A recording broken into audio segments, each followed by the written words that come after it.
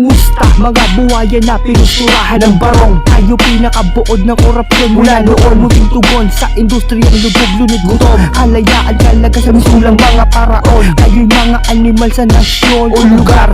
Misulan ng payak ka mga pagkapopular. Sa departamento ng bansang tila kapo sa pinansyal. Sa katerbang pag-atungal sa proseso ng bawat sumatutal. At pagkatapos lukahirap pa rin na makaraos. Habang ang mga kurap sana kayo ay tangayin na lang ng agos. Ang wala ng pagbatikos sa sabatan ay matapos. Sa kalakarang dekada ng hinahangad ng manos. Sa inyong patakaran kayo rin nakawatan. Pagkatay ilang taon na kayong nakapermanente. Misulan yung niligaan batas sa kabinete. Kala nyo'y ganun na lang, labis yung kasakiman. Di dapat kayo tantanan hanggang tayo'y pagsakluban. Ang langit at lupa bilang inyong kabayaran. Di nyo to madadaan sa tamis na salita. Paglaon ay tumatabang, wakasan kahibangan. Sistema yung bulok, dapat lang natundukan. At na dapat kayo sa inyong niluklukan. Mahiya ka, inyong ginusto ang bawat kilos protesta. Mga hugas kamay, pagdumugas sanay. Di na maitanggi yung husay nyo sa pagdinay. Pagkasangkot ang sangay, tambak ka mga alibay. Ginawa yung gatasan, pinasang pautay-utay. At huwag na magtaka kung sawata ang kanilang iksenang tila parang pangpagandang inubelang sila rin ng mga bilang kontrabilang. Dapat na magpinitensya